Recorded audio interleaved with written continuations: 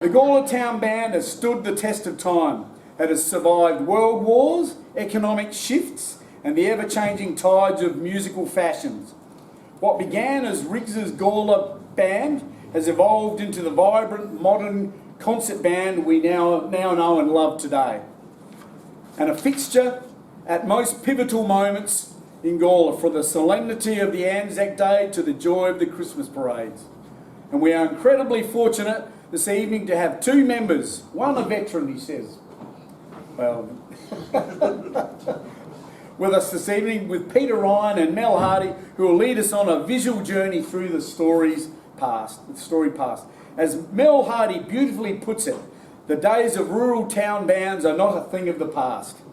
Tonight gives us a peek into the community spirit that always sounds better when it's harmonised.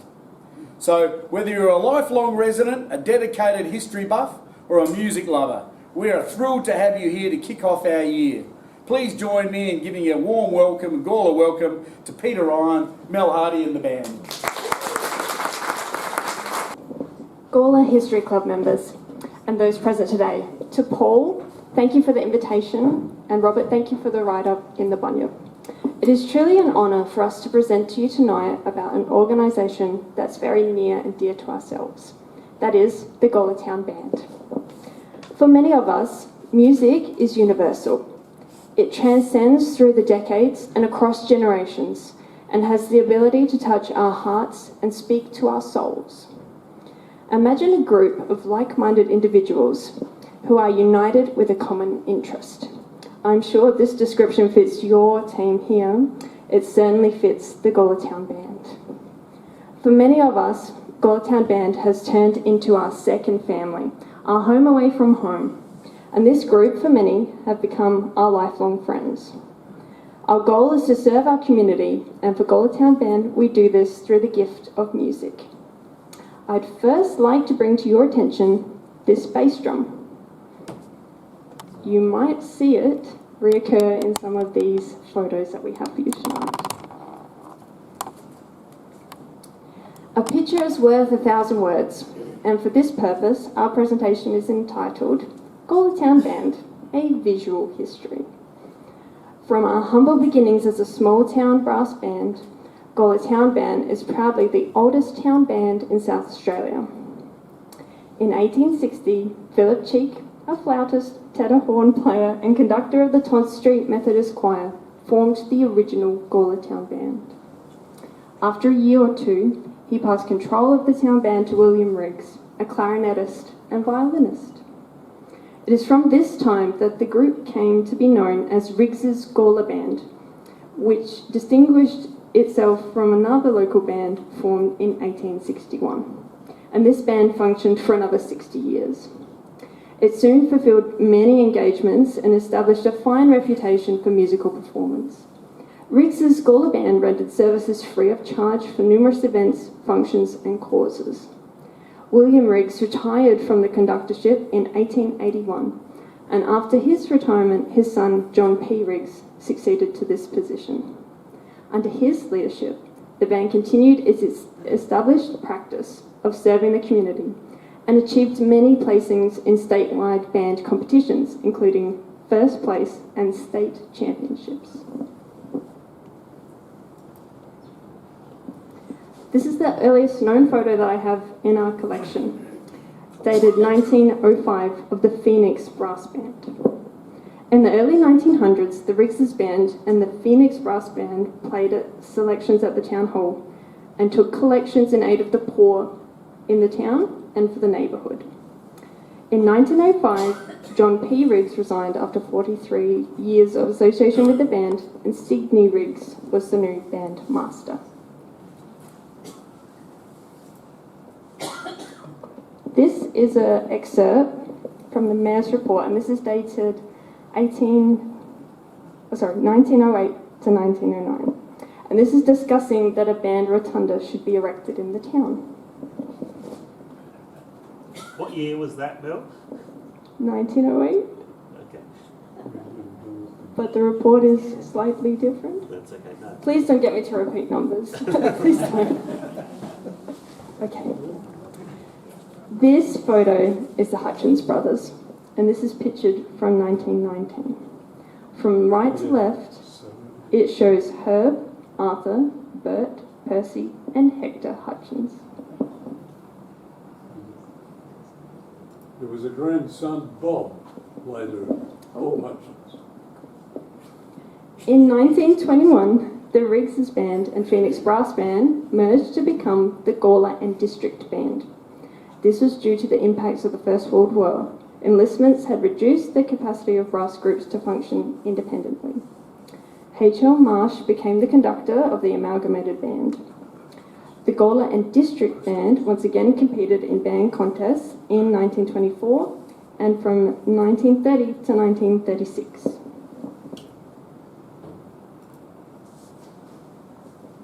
And there's our drum again.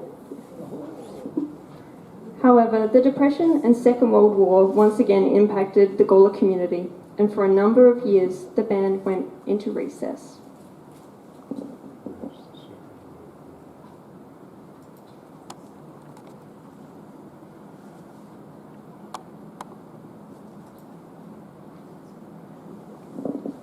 In 1953, the Gawler Council proposed to sell the band's instruments for lack of use.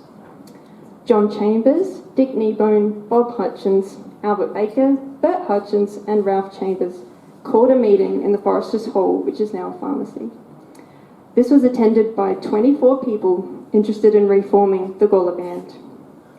Roy Wilcox was appointed conductor of the revived combination, now renamed the Gawler Town Band. And by 1961, 28 players were registered. And the band contested again in 1961 and 1962.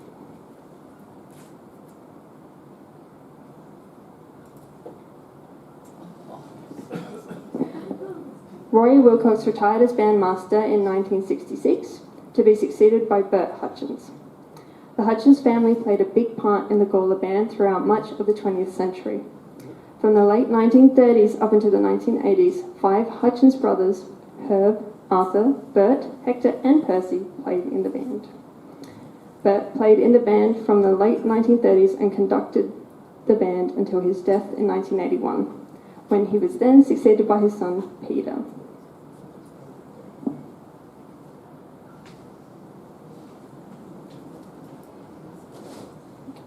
I was going to bring this tonight, but I forgot. We have this minute book that is full of notes and meetings. There's some lovely cursive, but the dates that I've gathered from it, these notes are from 1961.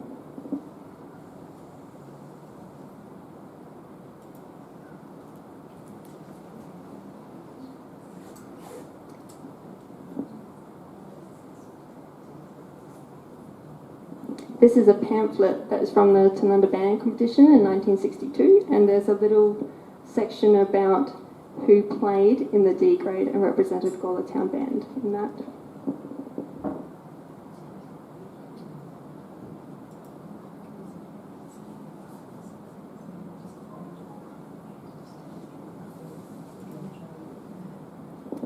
In 1962, we graced the cover of Australasian Bandsman, which is a monthly journal for brass bands. Gawler Oval in the background. And this is the article from within that publication.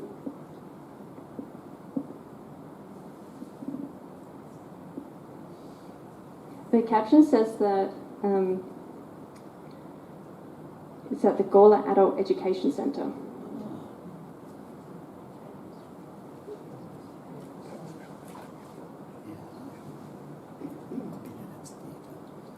And this photo is from Anzac Day in 1963.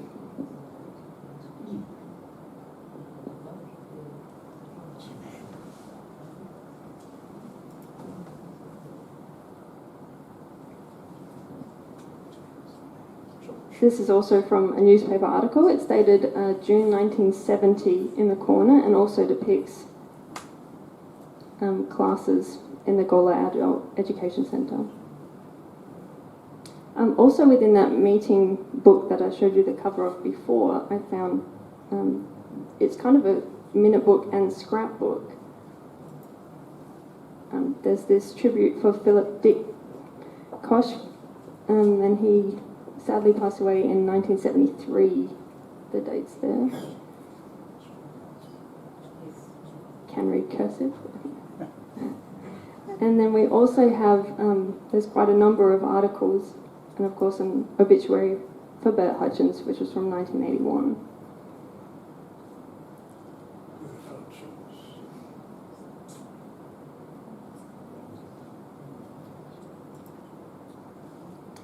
This clipping is from June of 1982.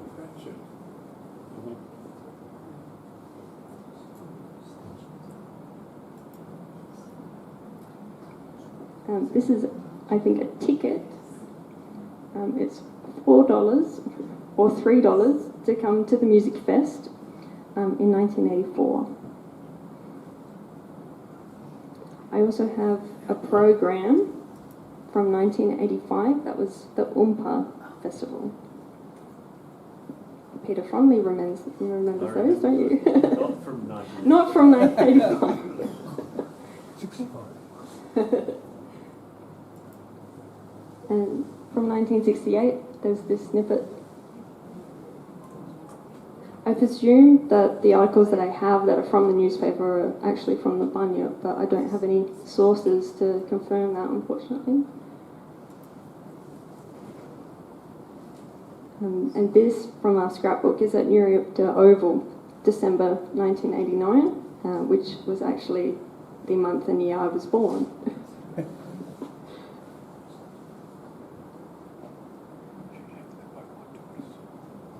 This is when we transitioned to white shirts as well.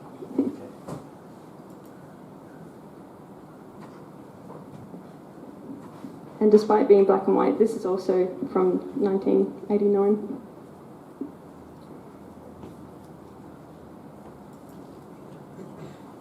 This is the opening of the post office on Todd Street.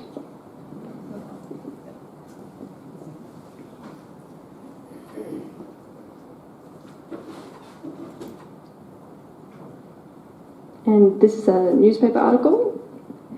Is pictured Peter Hutchins conducting. Now for some colour. Now, if you notice, there is a young man in the bottom corner, right-hand side. That is Peter Ryan.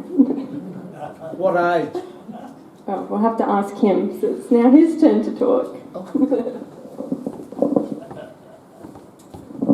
That photo was one of our annual music fests that was in the Gawler Institute. I think it's 1992, which means I was younger than I am now. I wanted to step back to a photo a couple ago, which was the one of Peter Hutchins inside the sousaphone. Can you go backwards? You're the technology expert, Mel. Oh, cool. I've got buttons, but if you do it, it's better. Yeah, you go. It was back quite a few. Now I'm going to have to click through. Yeah, it's okay. We can do that. That's easy to click through. It was one of the early photos. This sousaphone, I was thinking here, I should have brought this today because my son, who had his 25th birthday a few months ago, has been a member of the band for 26 years. He used to come along, and my wife tells the story about how whenever we stopped playing in between pieces, he would start kicking. And as soon as the noise started, he was happy again. So he's marched up the street a couple of times with that in our Christmas parades in the last couple of years. So we still have that sousaphone. It usually wears a little Santa hat when it comes out at Christmas time. That's played by Joshua. That's a photo of Peter Hutchins. I'm not sure how old he is there. Peter Hutchins was the conductor when I joined the band. I joined in 1992, and perhaps you can go back to the photo, which I noticed also had the sousaphone in there, so I should have realised that, but... I'm glad you're doing that, Mel. That sousaphone makes a appearance again. The band has been very much a part of my family since I joined. I met my wife Nikki in the band. Both of our children play in the band now. Only one of them's turned up tonight, and he's got his trumpet out just for show and tell. I'm not sure if he's going to play it later or not. That photo appears to be before Nikki joined the band, and it's very hard to see some of the people that are in there, but we recognise me. So Mel was much more prepared for this talk than I am. She said, I'm going to just put some photos up and you can talk, so that's what I will do. That's us marching just out the front of this church. I think it was a rehearsal for us for a marching day, Anzac Day performance. And we used to rehearse at the Church of England Hall just next door for many years. And that would have been us getting ready and rehearsing, I believe. I'm not sure why we're in uniform then, but anyway. Next we have, is that the Holden's Christmas party? We played annually at the Holden's Christmas party. Mel says she remembers the band there. She didn't know she was going to become a part of that band, but we used to always play at their Christmas party, and my memory of that is Santa would always arrive in a helicopter, and he always took a lot longer to land than we thought, and we would play Jingle Bells whilst the helicopter was approaching. I think our record was probably 74 verses of Jingle Bells whilst we waited for Santa to turn up. There we are playing again. I have no idea where.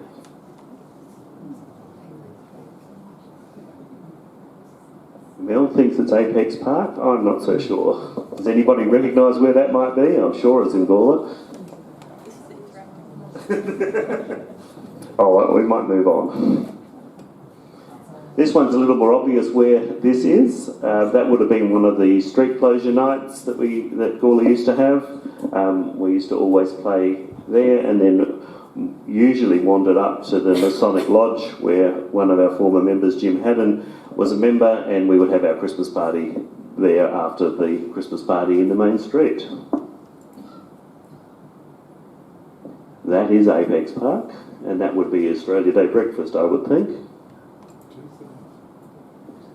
And there I am again on the right.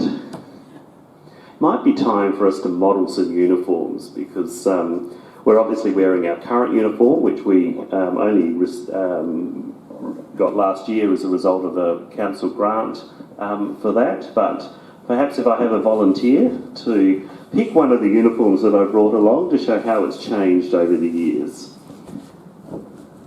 Pick whichever one you like, Lane. This one we think, this one predates Mr. Kranz's involvement with the band in the 1940s, we believe, or it might just slightly post-date it, but the date inside it is many, many years ago, and it suits Lane very, very well, and Mel's advocating for us to get this uniform again. It's not really a summer uniform, but thank you for that. Can I keep it? Or? If you keep that, you have to take the other 50 that are in my wardrobe at home. Sorry, me to walk over there? Okay. Not you, them. Then, just stay in front of the drum. Yes. Okay. Also in here, we're obviously wearing white shirts. I didn't bring any of those. They looked a little less than white when I saw them tonight. But we had this lovely, we transitioned, I think, from that black jacket to a red jacket with black stripes down its arms. Perhaps someone else can model that one for us. You're going to sit down in front? Rob, you got to sit down too. I've got to do the video. What year did it change? I reckon this is a very 1980s style of uniform. That's the one. Oh, there he is. Tracksuit. The height of fashion. You need to come in front of the video here. Right there. We're just rearranging the viewing from the back. So That's our 1980s uniform. That was still current when I joined the band, and I shortly after that joined the committee and thought that it was time to get a new uniform. And we went to council and they very generously gave us a grant, and we retired that jacket, and perhaps Jack can model the blazers that we purchased after that. It's all about presentation as well, isn't it?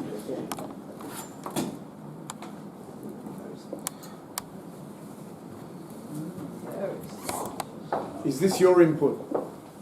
It was in the 1990s, yes. So thank you to the council, but we've decided that one is a little, perhaps not the right size for you, Jack. But anyway, we did have varying sizes at the time. So anyway, enough about uniforms for the moment. I noticed that because I can see us there in it was obviously a hot day and we didn't need to wear our tracksuit tops. The next photo is in the new rotunda, the one that Mel referred to from the 1908 submission to council, wasn't it? That the band needs a rotunda. Well, I reckon that photo might have been the year that it was opened. I'm there playing, I think it was sometime well after 1908 that rotunda was finally built. Does anybody remember when it was built? I'll give you a bit of info on it. I was a member of the Gawler Lions Club. The council decided early 1900s they were going to build it. We actually put it up, and it would have been late 1990, early 2000 when we put it up. And there's a plaque on the side there, and my name's actually in that thing that they put in the wall. But it only took about 90 odd years. 90 years to build. Anyway, I don't think that was the Lions Club's fault for it taking 90 years. So thank you to the Lions Club. Playing in that rotunda is something that we always enjoy doing. We do it for the village fair each year, not all that often at other times of the year, but it's a really great place for us to play, and something about the design of that makes a band like ours project the sound across the whole park without amplification. That's us playing at Australia Day breakfast. Peter Hutchins and a mayor ex-mayor who's here tonight. I think he just recognised himself. Peter received the Citizen of the Year award that year. Do you remember what year it was, Brian? No prizes for guessing correctly or incorrectly. So here we are in this hall performing one of our annual concerts. That's me. I'm not sure what I'm doing. I'm reading something. Back in Apex Park. It's Graham there playing the euphonium. That's the same day. We're being conducted by Maddie Sheridan this time. So I started by saying that Peter Hutchins was the conductor when I joined the band. He was the conductor from 1981 through until about 1995. Actually, that's not true. It was much later than that. It's 2005.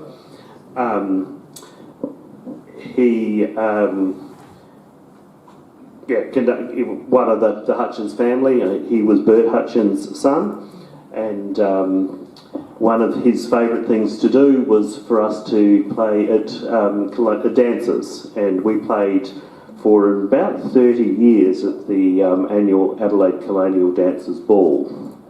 In 2011, for the state's 175th anniversary, we played at the Adelaide Town Hall for a rather gala ball there, and everybody dressed up in their colonial finery and came to listen to us play. Dance went from 8 p.m. until midnight. Apparently they used to go through until 5 a.m, but we called it quits at midnight that night. that's the same night there. Obviously someone's climbed up in the rafters and taken a photo of us doing that.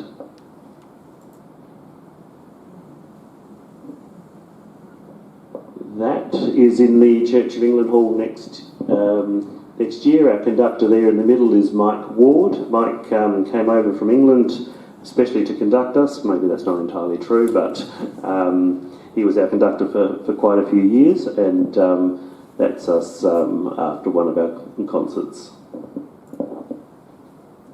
Playing at Gawler Carols there, I think, although it looks more like Apex Park. After Mike Ward's conducting, Bruce Raymond, teacher at Trinity College and famous footballer, musician, everybody knows Bruce, Bruce knows everybody. He conducted us for a few years and was really instrumental in the rebirth of the band with a lot of students from Trinity College. 3 of them here tonight, 2 from the other college, but we're pleased to have everybody here. So Joshua in the middle, my son, my wife sitting next to Bruce in the white shirt, and and I can see Graham, who's at the back. He was also a member of the band at that time, and he's sitting there as well. Oh, that's right, yes. I said to Mel, make sure you remind me. We were talking about Parawira earlier and Frank Cork. Para, sorry, yes. Frank Cork is actually Bruce Raymond's uncle.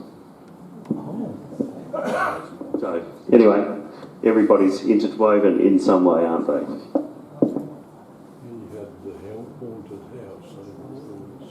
That's right.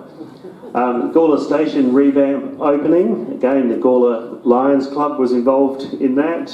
Did a lot of work at the Gawler Station. We played for them at one time. Not sure if there's any photos of this coming up or not, but we also played when the Queen visited town when she came off of the Gawler train. When that was 2002, I think, she visited. She was listening to us play, apparently told Peter Hutchins afterwards, very rousing music you played there. I think that's the railway opening, not the day the Queen came to town. Yeah, 2014.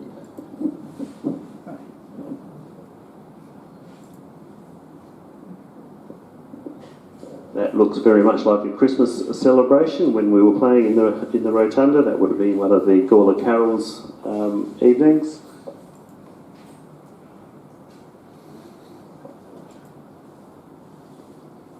Looks like we're back in the Australia Day breakfast. Bruce is conducting us in his rather theatrical way, as he always does.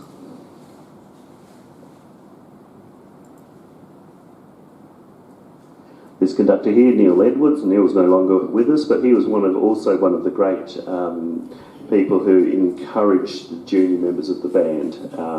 We actually name our encouragement award after Neil. He took after Bruce's other commitments meant that he couldn't conduct us anymore. And in the background there we see playing the baritone saxophone here, which is one of the larger saxophones, is Connor. Connor took over conducting after Neil, 2018 I think it was, and he was our conductor for quite a few years. Talking about Mel's comment about how members of the band find their family in the Gawler Band. Connor met his wife Hilary in the band. They have been married now for a few years and have twin boys who are 1.5, something like that. And they're already being schooled up to become members of the band. One of our rehearsals, it looks like it might have been a winter evening in the St George's Hall. That hall was always very well air conditioned in winter and heated well in summer. One of our concerts at Starplex. would possibly be the showcase of bands where we joined with many other bands on the large Starplex stage. Same concert. Looks like we only ever play at Australia Day breakfast, but the photographer must turn up to that. Connor conducting and his wife on the end there playing the flute. 2020, of course, came and went. We were not allowed to rehearse, so we still gathered weekly on Zoom. We did try at one stage to try and play music via Zoom. That did not work. So instead we usually had a Kahoot organised by Lane, who's over here, who still at least once a year gets that out and runs a quiz for us at our Christmas party. That's Anzac Day 2020, when everybody was encouraged to play the last post in their driveway. This is Nikki trying to wake our neighbours up. Our neighbours live some hundreds of metres away from us. I don't think she was successful, but I suspect that Lane probably did wake his neighbours up that morning.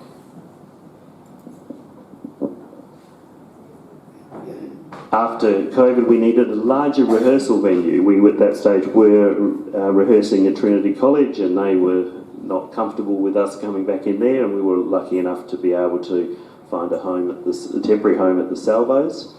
Our first concert was, after COVID, was a night with Gawler Town Band. Friday Night Live it was, that's right. And we had Ethan White host that, and you'll see us all perfectly spaced COVID spacing there, and I'm not sure if the next photo shows us. It's on YouTube if you want to see it. Go and find Google Gawler Town Band Friday Night Live, and you'll see us. The whole concert was live streamed there and is still available to view. It's At Home with Gawler Town Band. There we go. 25 minutes of great music with us all perfectly spaced apart, and have a look. Check that out, please. We have that on a link to that on our website. It's on the Gawler History Team's website, so it's playing at the Rotunda. I think that's the plaque that was Trevor, isn't it? That Wayne. That Wayne was referring to.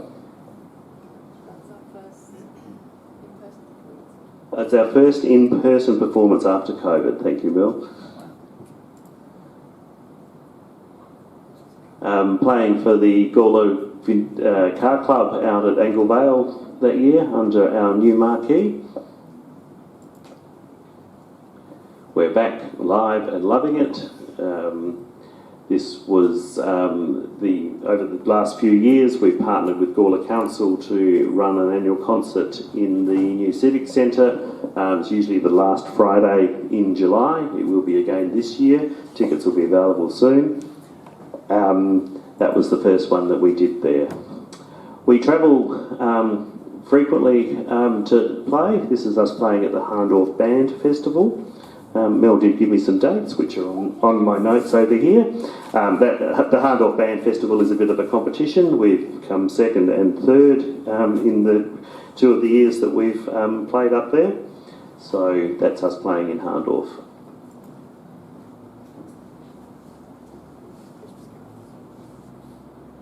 That might have been, you reckon that's Christmas carols? Oh, that's right, there's a small group of people that played in the Civic Centre playing Christmas carols. For quite a few years we had a Christmas carols event at the Salvation Army on their lawns out the back, and that's a photo of us doing that there. Summer soiree, that was where Connor proposed to Hillary. We also had a concert that night. That was in the Hewitson Theatre at Starplex, one of our major events for that year. And there's the proposal. Wow, public proposal.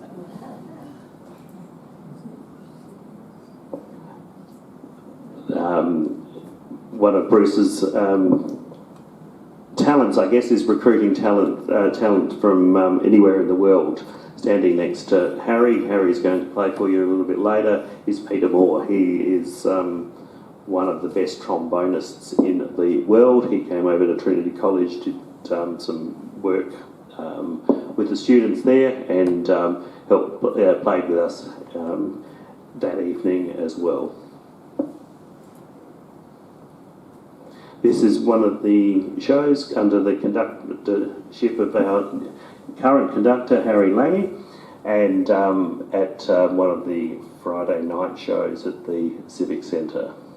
We usually try and dress up in a costume that represents our favourite piece of music for the night, so you'll see us out of uniform there, but themed nonetheless. Playing at the Gawler show. We're not playing that night. Oh, that's right. That was after our presentation to Gawler Council, asking them to assist us with a permanent home, and that has happened. We are now stationed at the Youth Shack. We have been there for a couple of years now, and we thank Council for their support in assisting us to make sure that happened. And there is one of our first rehearsals in the Youth Shack.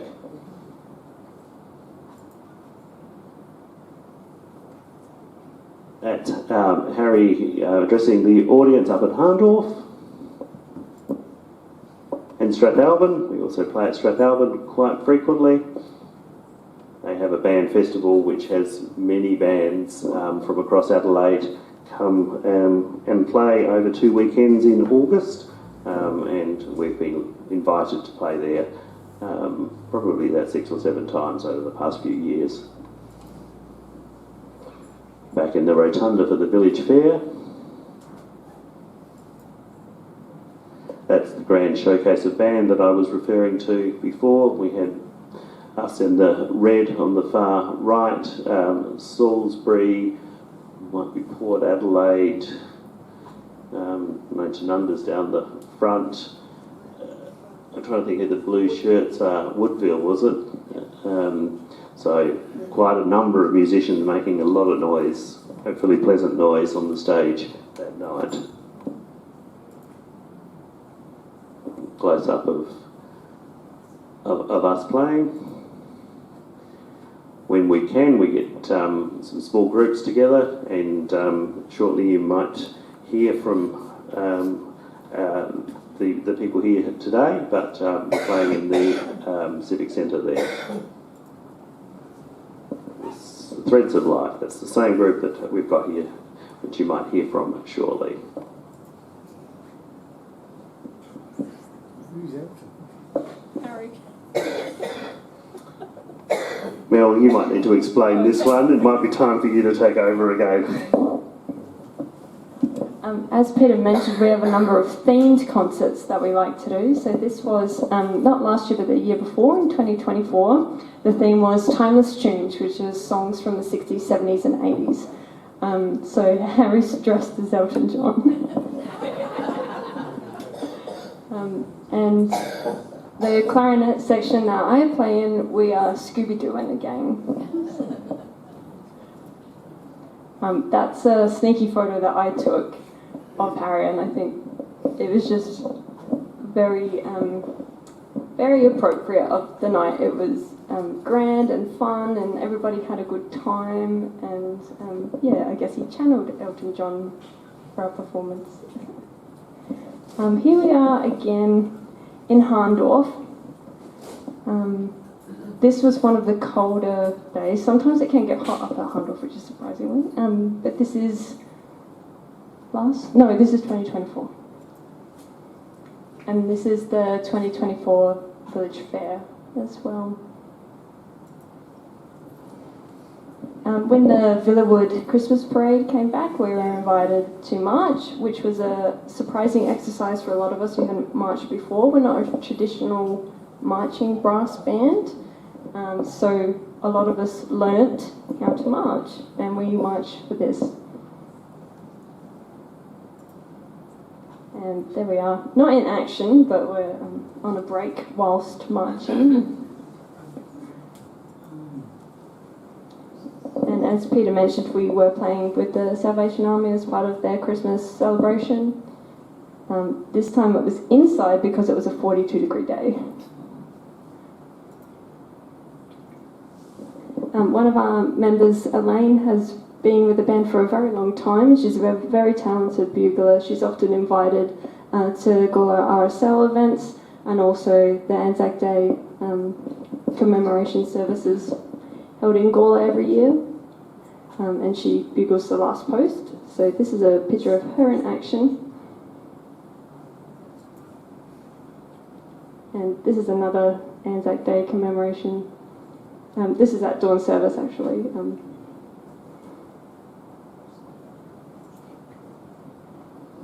This is from our themed concert in July last year, 2025, which is called Nothing But 90s and Noughties. So we did music of the 1990s and the 2000s. And Harry, what were you dressed as? That was Dr. House. Oh, that's right, House from the TV show. No Elton. And here we are at Strathalbyn again. It's a long way to travel, and we seem to always go to Strathalbyn and Harndorf, but it's the best way, I think, that we can represent our town and show our talents, and that they do love having us up there. This is from last September. We put on an interactive children's concert. So my daughter she's 4, but she was 3 at the time, and Harry and I kind of sat down and worked out a set list of things that she would be interested in listening to. Every time I practice, she's always trying to help me, and she has her own clarinet. I've got a student model that she plays. She's been to rehearsals once or twice, and she even tries to help me with my oboe, and that's another instrument that I'm learning.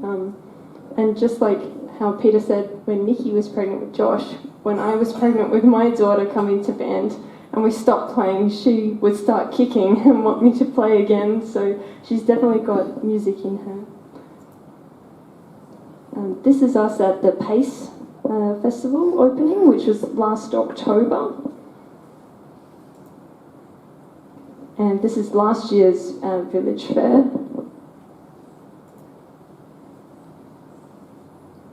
This is an initiative that we were proud to work with. This is the Gawler Domestic Violence Network's Community Family Fun Day that they held, and the theme was called Men Leading the Change, and we provided entertainment for that occasion. Luckily with a marquee because it rained. Oh, was it wet?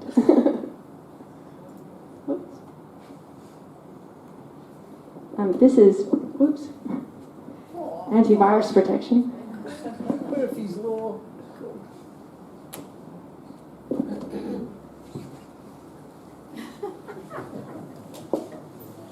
That's all right. It's all good now. So this is Harry as, what do we call it, band sergeant? No. Drum major. Drum major, that's right. Marching in last year's Villawood Christmas Parade. And here's one of us in action. And unfortunately, I was sick that day, so I didn't get to march. Instead, I watched the live stream and got a little screenshot. So we have evidence that everyone's marching there and neatly in the formation. And that brings us, what was that? There's another small group playing Christmas carols at the Gawler Makers Market just before Christmas last year. Oh, here we are, present day. So we're in our brand new uniforms. The Gawler Town Band has lots of exciting performances and initiatives in store for the future, both near and far. And we look forward to engaging in these and adding to the ever-expanding history of this fantastic band. To honour both Philip Cheeks and William Riggs's multi-instrumental skills, the Gawler Town Band, as we know it, can be defined as a concert band with woodwind instruments, including double reeds like oboe and even a cello, percussion, as well as the traditional brass horns. In reflecting upon what the Ringers Band looked like compared to today, we are a modern concert band filled with diverse instruments, not just brass, with traditional horns. We also proudly hold the title as the oldest town band in the state of South Australia. Our member base is made up of every box that you can think of. We love what we do, and that's entertaining our community. We love receiving the feedback that people have no connection within the band but wanted to come and see us, and we're pleasantly surprised. No matter where we go, we love representing our town and being advocates for the community that we hold dear. Gawler Town Band is dedicated to reaching out and touching, for even just a moment, someone's heart with music. And that concludes me talking, so thank you very much. We'll be open for any questions that you have. First question, we'll do a whole, I'd imagine there's many questions. How many instruments do each of they do you play? Do you change and practice new ones all the time? Personally, I play 3. It really depends on the need of the band. There are some that play 1 or 2 and they'll switch between, but again, we discussed that with Harry. For example, tonight I will be playing bass clarinet instead of my normal clarinet. It's the same, but it sounds a bit deeper because we need a bass line. So yeah, it's just sometimes a bit of fun to mix it up. There are other people that just have the one and they're happy on that. So yeah, it really depends on the needs and the event of what we need to do. Any other questions? Yes, Cody. Yeah, is this the youngest the band's ever been historically? In my history, yes. I'm lamenting the fact that I used to be one of the young ones. I think currently the youngest member that we have is 16. And I That's don't, quite old for our youngest member. I don't really want to guess what the eldest member is. That might be a bit It's not insulting. me. No, it's not. But Any other questions? Yes, David. Yeah, I have a question. You just touched on education, but right back from the beginning, was there any education of learning how to play, teaching people how to play the instruments? Just don't pick up a trombone and play. Peter Hutchins was really big on, he ran a learners class every week during school terms. That was done in his shed at home, and a lot of players came through into the band as a result of that. We don't currently have a learners program as part of the band, but it's something that we could look at doing. We certainly have a couple of music teachers that do play with us. We find we are getting quite a few school children coming through that are obviously learning music at school, and this is another opportunity for them to play. Is there anything from back in the Rigs's day, like any evidence in the minutes that there were education? I think when it was in the John Chambers year in the 1950s, that was there was probably quite a bit of education going on there. I mean, we learn every week. We learn to play stuff we haven't played before. We support each other with that. Harry's pretty good at challenging us and putting up pieces of music that we say we're never going to be able to play this, but eventually we do. Any other questions? Yes, Ros. How many are in the band? At At the moment, we have about 25 that turn up regularly. Probably have a few more than that on our books, but 25 that turn up to rehearsal most weeks. And do you still play for dances? We haven't played for dancers for quite some time. It's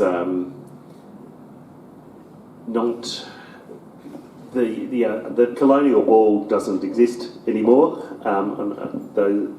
That's not something. I actually went looking for the Colonial Dancers website yesterday and can't find that exists anymore. So we, our last one then would have been 5 or so years ago. The dancers the other dance that we used to play for, Peter Hutchins now plays piano there, and it's quite a big commitment to do that every month. But we enjoy the variety of music that we play more often and going out and playing in different places as often as we do. Yes, Gloria. You would practice like weekly or? Every week. Monday night's our rehearsal in the youth shack. And it seems pretty busy. Do you have like every month, every couple of Probably 8 to 10 performances a year. weeks? Seems busier than that. Sometimes they're on the same weekend, so we'll go from one to another. And yeah, it's definitely busy when it's Christmas time. We'll be doing some things on the Saturday and then the Sunday, or twice on the Sunday as well in the lead up to Christmas. So yeah. I just wondered when women were first accepted into the band and what catalyst caused that to happen. That's something that I personally would like to research as well. I don't know the answer to it, but from what I can tell, it's around the late 80s. The women Late started 80s? 1980s, so I'd say 1984, Possibly, 5. yeah. Possibly in the 70s. Yeah, again, that's something that I'd like to look into. I tried on one of the uniforms before, and Peter made the comment that that's probably the first time a female has worn it, which is true. So. All right. Well, thank you very Mel, I much. might ask you to step over the other side there. Well, just She wants her drink first. Before you go, we'd like to thank you very much for giving the Gawler History team a chat about the Gawler Town Band. And on behalf of the history team, we'd like to, it's only small but a token gift, a gift basket for the team. We'd just like to say thank you very much for presenting this evening. So, Thank you. It's been an honour to share some of this history, and I'd like to particularly thank Mel for the work that she's put into that presentation. I'm sure you saw that hers was much more well rehearsed than mine. We haven't finished yet, though. We have these 5 people over here very keen to give you a little bit of a sample of what the band can do. We didn't get the whole band here tonight. We do fit on that stage. You'd like me to start moving? David, we've got a member from the 1940s, David Crams. We'd just like to have a couple of words while you guys set up, if that's okay. That'd be great. So, It makes me longer to stand up than what I have to say. would you like the microphone, Dave? I think my voice is probably sufficient. Dave, just if you come forward though. The bloke doing that, can't you hear me? No, we want to film you. We want to see you. Oh, film me. Come around this Da, way. da, da, da. Come around this way so you don't trip up on all my corners. I won't have a lot to say, but I was a member of the band and I sat alongside Bob Hutchins back in the 40s. He and I were the second cornered section of this wonderful band. I was chuffed by your history and will be at some of your events if I've got the energy. Just a few little things I recalled when I heard about tonight. And one of the saddest, that's the wrong word, most memorable nights was when the band played at the Oval just at the end of the war when troops were coming home. We played to welcome the returning soldiers. The sadness for me was that my neighbour, Laurie Bray, had been on the Burma Railway and he was skin and bone. And there was sadness in the town because Laurie continued, I think, through the town delivering bread. You might remember him by name. The conductor of the band when I was there was Max Rusby. You might remember, some of you, that he had a grocer's shop on the corner of Jacob Street. He was bandmaster, and then for about 5 or 6 months, an Estonian migrant, August Prull, I see a head nod, Lovely. August Proulx took the band over in a lull period. I'd like to just, some people will recall his wife, Meta Proulx, who was an operatic soprano of great talent.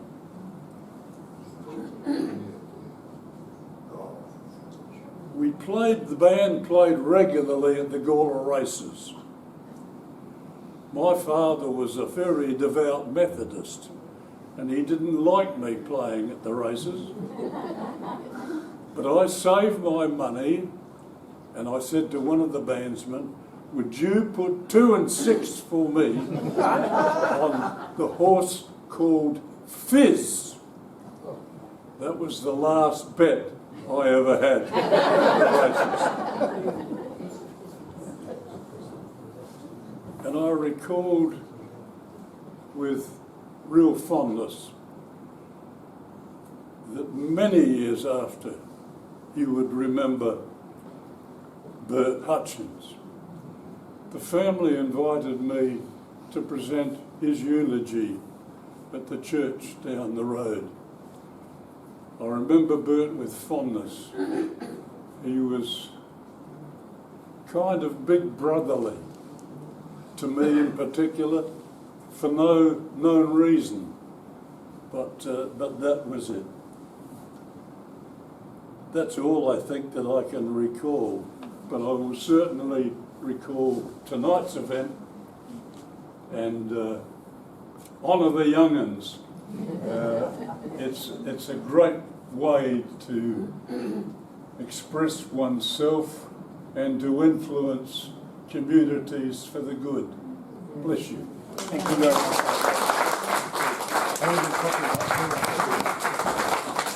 Okay. No further ado, I'll hand you back to Peter. Thank you. Oh, sorry. Thank you, David, for those words. That was obviously history that has escaped our records, so it's very, very grateful that you were able to allow it to be shared with us tonight. So just while our group are getting together, I'll introduce them. We have our conductor on the end. He's playing alto saxophone tonight. That's Harry. Next to him is Jack. Jack's playing clarinet tonight. I've already introduced Josh, my son Josh, on trumpet. Lane on tenor saxophone. And you've already met Mel. Mel is playing the long saxophone, or the bass clarinet to use its proper words.